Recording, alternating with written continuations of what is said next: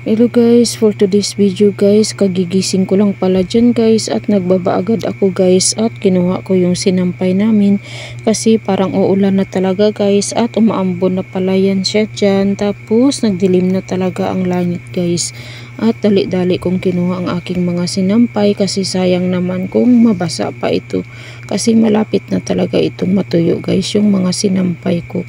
At salamat talaga sa anak ko dahil tinulungan niya ako maglaba. Ang dami talaga naming labahin guys. At pagkatapos pala tiningnan ko yung CR namin guys. Tingnan nyo, super dugyot talaga guys. At may nag-ihi pa talaga na hindi binuhusan. Plano ko kasi guys na linisin itong CR namin kasi nga simula sa paggawa nitong CR hindi talaga ito nalinisan guys. Tingnan nyo naman, ang dami na talagang lumot-lumot guys sa mga gilid ng mga simento. Ang dami ko palang nilaban guys, hindi pa pala yan siya tuyo guys. At sa basket, mayroon din hindi pa nasampay kasi nga kulang talaga ang sampayan namin guys. Buti na lang tinulungan ako ng anak ko guys. At pagkatapos maglinis pala ako ng kaldero kasi gusto ko talaga na maglinis talaga ang kaldero guys bago gamitin para kinabukasan guys ay magluto na lang ako. Hindi na ako magkis-kis-kis pa ng kaldero. Ito talaga ang daily routine ko guys, tuwing hapon maglinis talaga ako ng kaldero namin. Pero kung minsan si Kuya Dib din nagalinis ng kaldero pag hindi siya busy guys sa kanyang pag-aaral. Kasi ngayon talaga guys busy talaga yung anak ko kasi nga nagatisis talaga sila guys.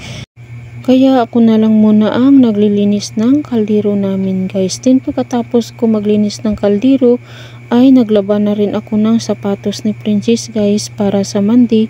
Tuyo na talaga itong sapatos niya kasi rubber shoes, matagal talaga ito matuyo guys.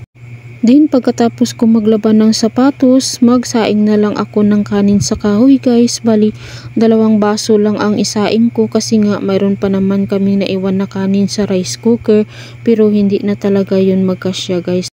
Maya-maya pa ay dumating ng ating dialysis warrior guys at ito ang pinamili niya guys. Mayroon siyang karne guys na binili, may bihon, may cabbage at saka may carrots, tapos may cubes pa siya guys.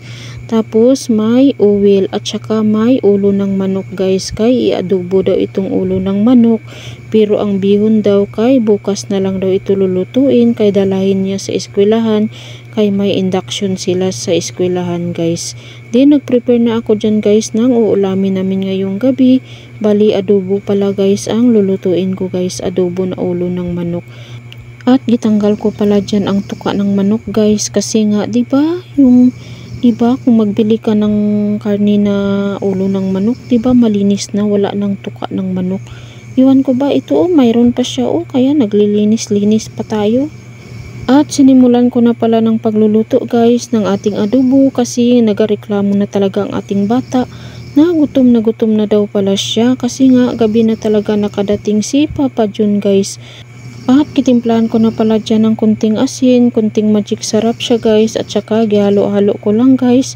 Siyempre wala din tayong paminta kaya tanglad na lang ang ilagay natin para mawala talaga yung lansa ng ating adobo guys. Kasi basta manok malansa talaga yan siya guys kasi nga layer kasi yan siya ng manok guys, dili native kaya langsa talaga yan siya guys. At ayan na guys ang ating adobong manok guys. Tingnan nyo naman. Malapit na talaga yan siya maluto kasi kawawa na talaga ang ating bata. Nagareklamo na talaga siya na gutom na talaga siya. Kaya ayan na, ready to serve na ang ating ulam. Kaya kain tayo. Thank you Lord sa blessing, sa pagkain. Tapos na pala yan nagkain ang ating dialysis warrior guys. Kaya nagpa-relax na siya. At ayan ang ating bata kumakain na rin siya guys. Bye! Dito na lang.